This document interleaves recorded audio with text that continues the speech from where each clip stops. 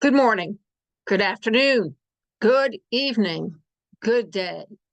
Welcome back to Lest We Forget, historical.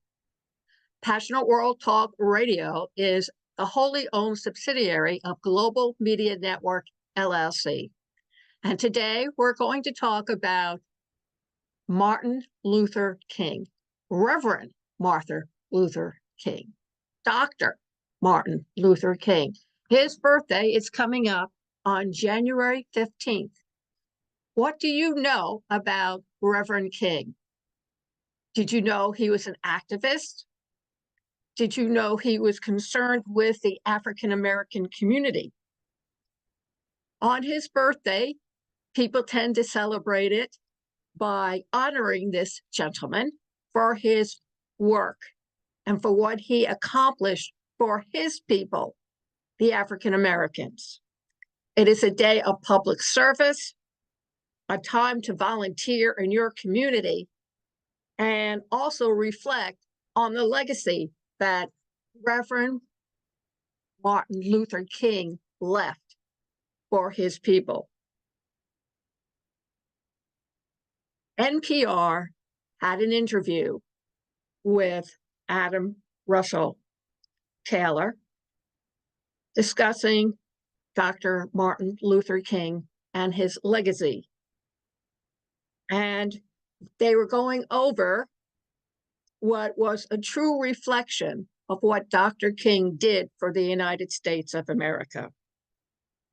One of the quotes Dr. King said was, "My 4 little children will one day live in a nation where they will not be judged by color of their skin, but by the content of their character. That is my dream. This is my dream of today." Now, depending on whom you speak with, there are different interpretations of that quote by Dr. King. Mr. Floridito suggests that King would support a conservative vision of a colorblind society. Angela Lang would say that her favorite quote from Dr. King is about the white moderate. Others would talk and point to the letter that Dr. King wrote while he was in prison. Mr. Lang would say the white moderate sometimes is more harmful to our community because they say, "Oh, I agree with you. I don't agree with your methodology, telling us to wait for a more convenient season to do some of our activism."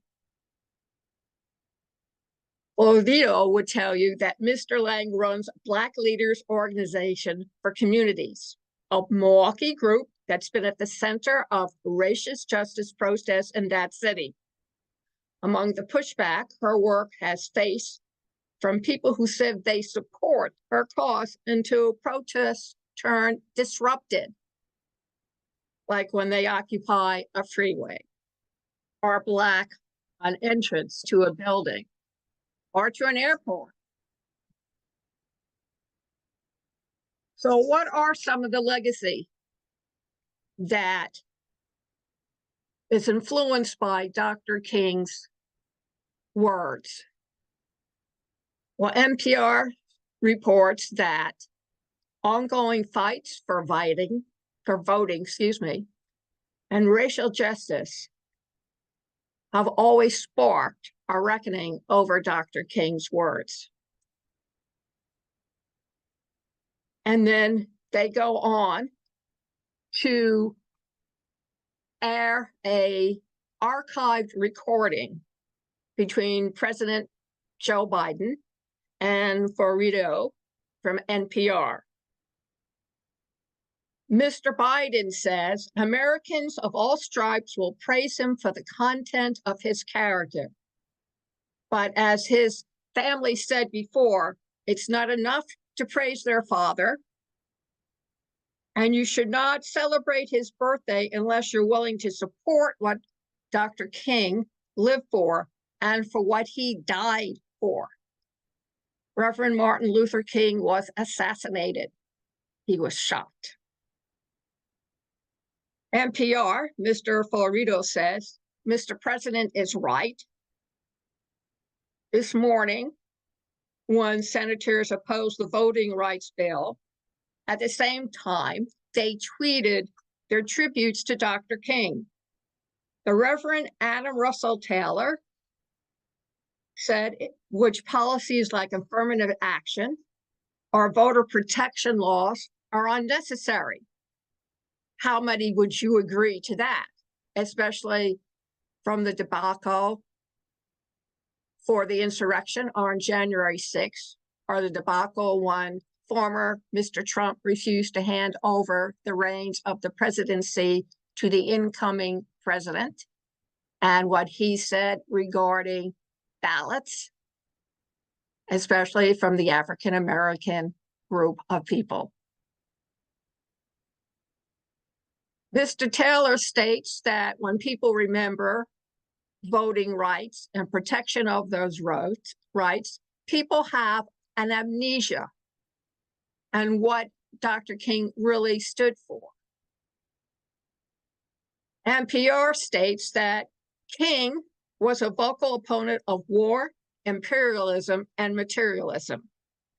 He organized on the behalf of the poor people and revered voting as the cornerstone of political action and civil rights, all aspects of his vision. He says that today, these aspects are often ignored. And he said the amnesia over voting rights is quite dangerous, as we already know, and anticipate when the 2024 presidential election comes. Mr. Taylor says that it's a betrayal to Dr. King's legacy that 50 years later, voting rights is still continuing to be an issue that's under assault. It's something that we still need to grapple with. As Dr. King stated, that people need protection to keep their voting rights. The interview goes on, and they cited another reference. Mr. Lang says, after the George Floyd was murdered, he knew a lot of folks who took to Instagram and had the black square. It still seems a little bit of a performance. So really challenging, saying, if you really want to honor Dr. King's legacy, are you part of the white moderate that he was talking about? NPR responds, it's a question of intellectual honesty about what Dr. King really stood for. And Mr. Lang rejoins, people want to just remember the nice, positive things, the unity, let's all come together. But it whitewashes a lot of his radical and more nuanced stances. What do you think? Go, Google up Dr. Reverend King's words and message and form your own opinions about what his words mean to you in regards to voter rights and voter protection.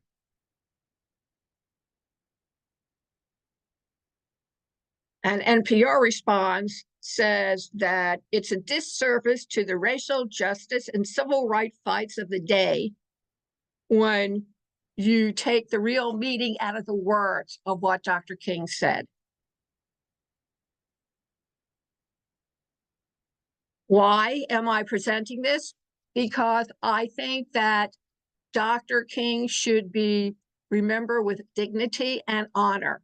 He said things that he saw happening within his community, within his state, city, within the country, about what was wrong in regards to the treatment of African American people and people of all color. I suggest to you that instead of running out and spending your money on the latest sale for a holiday, that you reread the words over of Dr. Martin Luther King, and discuss them with your spouse, your boyfriend, your girlfriend, even with your teenage children. They need to know this. It's important to their legacy of freedom, religious as well as their personal and civil freedoms. In today's world, one cannot take stuff for granted. If one wants to keep the rights and freedoms they were given by the U.S. Constitution, then you need to stand up, be recognized, and be counted. And a new feature, we are going to provide a tip at the end of each podcast. And today's tip is, if you're an older person, retired, or even if you're somewhere in your 30s or 40s, and you need to talk to your doctor about something serious, we all bring our cell phones with us. First, number one, ask permission of your doctor if it's all right if you record what they have to say. 2, turn on the recorder on your cell phone. 3, record everything that the doctor is telling you. Or if you go to the hospital, do the same thing with the doctors there, or the specialists, or the drama team. Click on the recording button on your cell phone and record what these professionals have to say about your condition. Your memory doesn't always remember exactly what is being said. And when it comes to your health, your frame of mind, you need to be exact in all the details. And one more thing, you thinking of starting a podcast, maybe even putting one together for your class? I have the solution for you. Lillian Cauldwell, CEO and creator of Passionate World Talk Radio, teaches middle school students and adults how to podcast, because podcasting is more than just speaking into a microphone. Tip, when you speak into that microphone, it should be placed below, equal to that of your chin, not in your mouth, below. Take a pencil, put it underneath your chin, pretend that it's your microphone. Thank you very much for joining us today. You can listen to this video all over again on youtube.com/PW Talk Radio _Passionate World Radio Network. You can also hear it on https://passionateworldtalkradio.com. And you can find it either on our blog, which is put out daily, or on the host's webpage. We're also heard on iTunes, iHeart, Spreaker, Audio Acrobat, Spotify, just to name a few. You can even ask Alexa to please play the latest podcast from Passionate World Talk Radio, and it will spit it out. Thank you all very much for listening. And remember, please come back. Thank you and have a great day.